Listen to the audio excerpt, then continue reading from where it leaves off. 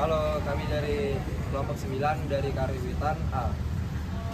Perkenalkan, nama saya Mauricio, NPM 250428456. Perkenalkan, saya Brigita Lila Wijaya, NPM 2504841. Perkenalkan, nama saya Sandista Asigando, NPM 250328845. Dalam budaya Jawa, ada istilah subasita atau unggu, yaitu tata krama dalam bertindak dalam berinteraksi dengan orang lain.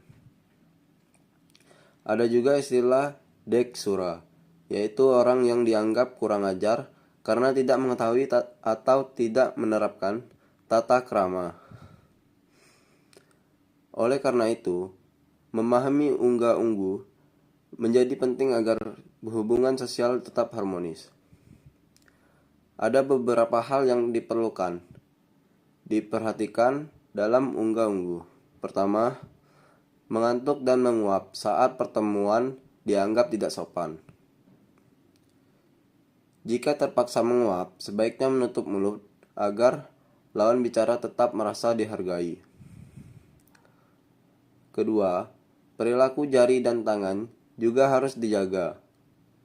Kita tidak boleh sembarangan menggaruk, mengupil, atau memainkan bagian tubuh saat berbicara dengan orang lain. Karena itu bisa membuat orang lain merasa tidak nyaman. Saat memberikan sesuatu, sebaiknya menggunakan tangan dengan sopan dan tidak menunjuk orang secara sembarangan.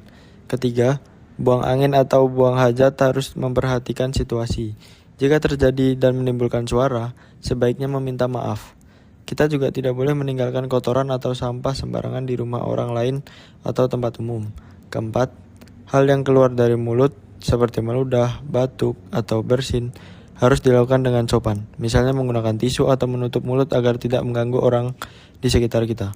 Kelima, mengendalikan emosi. Saat menjadi tamu atau berada di rumah orang lain, kita tidak boleh marah-marah. Kita harus bersikap profesional dan menghormati tuan rumah. Keenam, cara berbicara juga penting. Kita tidak boleh berbicara terlalu keras, tidak berbisik-bisik yang bisa menimbulkan kesalahpahaman, tidak memotong pembicaraan, dan harus menyesuaikan cara bicara dengan situasi dan tempat. Ketujuh, menjaga sikap saat berinteraksi dengan orang lain termasuk lawan jenis. Kita harus berbicara dengan sopan, tidak berlebihan, dan tetap menjaga sikap agar tidak menimbulkan kesalahpahaman. Kedelapan, merokok juga harus memperhatikan situasi.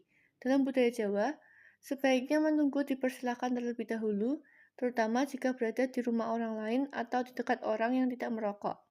Kesembilan, saat makan, kita dianjurkan menjaga sopan santun, seperti tidak membuat suara berlebihan dan menahan diri agar tetap terlihat santun. Dalam etika komunikasi, mahasiswa harus berbicara dengan sopan kepada dosen, teman, maupun staf kampus. Misalnya menggunakan bahasa yang santun, tidak memotong pembicaraan, dan menghargai pendapat orang lain.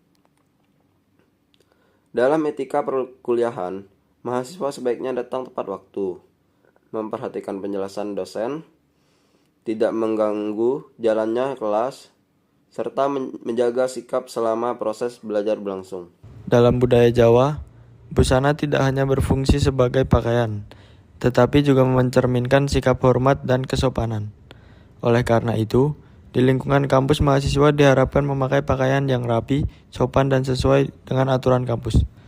Hubungan falsafah Jawa dengan kegiatan jogis termasuk dalam kehidupan budaya seperti gamelan. Gamelan merupakan salah satu warisan budaya penting di Yogyakarta. Dalam sejarahnya, gamelan sudah ada sejak abad ke-8 walaupun bentuknya masih sederhana. Pada masa kerajaan, gamelan digunakan untuk berbagai ritual. Salah satunya adalah gamelan sekaten yang dimainkan untuk memperingati kelahiran Nabi Muhammad. Kemudian pada masa pemerintahan Sultan Agung, gamelan semakin disempurnakan dan memiliki dua fungsi utama, yaitu sebagai sarana ritual dan juga hiburan.